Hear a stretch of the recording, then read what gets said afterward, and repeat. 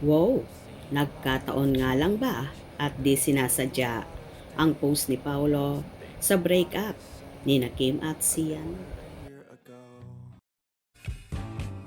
I'm overheated,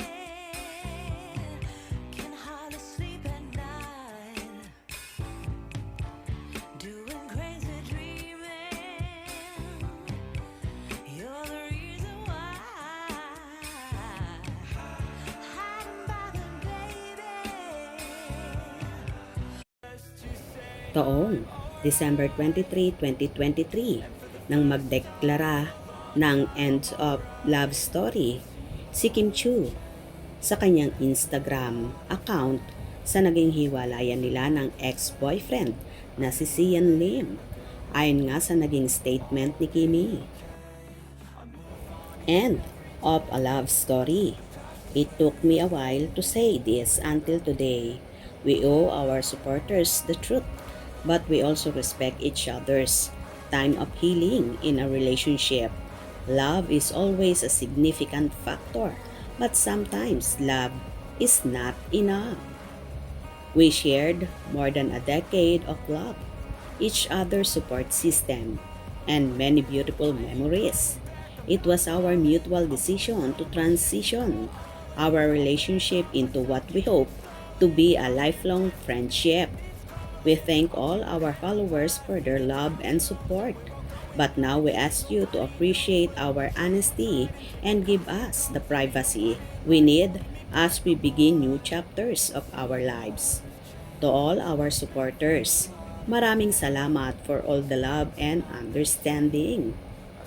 Lastly, to Z, thank you for the almost 12 years of beautiful memories together. One can never imagine. You will always have a place in my heart. Thank you for showing me what love is. As we close this chapter, I ask for everyone's kindness and respect. I hope this clears everything as we all move forward with our lives. Samantala, sa kainitan ng hiwalayang Kim Chiu at Sian Lim, ay nagpost naman si Paolo Avellino sa kanyang Facebook account ng "Your love is like the sun that lights up my whole world", kung saan lyrics ito sa kantang "Your Love" at same date, same month at year sa pinost ni Chinita Princess. Ang tanong ng marami, nagkataon lang ba ang post na ito ni Paolo at di sinasadya sa kasagsagan at kainitan ng hiwalayan ni Kim at Sian? Or naging happy lang ang aktor dahil posibleng maangkin na niya si Kimi sa pagkakataon nyo? Ano sa palagay nyo? Marami namang funny ang nag-react dito. Wow sis, ang galing mo maghanap. Same na naman, ha ha ha. O di ba? Same date, same year again. Nagkataon na naman ba? Grabe talaga ang Kim Pao. Matagal ng pangarap ni Paolo si Kim kaya inaantay niyang maging single. Same date at same year din. Kasi alam ni Paolo na break na si Kim kay Sian. Kaya nag-post din si Pao niyan. Unti-unti nang inilalabas ang mga tinatago ng Kim Pao. Sa susunod na aminan na yan. Biro nyo, 2023, ngayon lang na ilabas. Mapapasana all ka na lang talaga sa Kim Pao. We can really say that it's the way of the Lord. That it is the time already that Kim and Paolo will meet. The year 2023 in the TV series of Linlang. And that year also happened.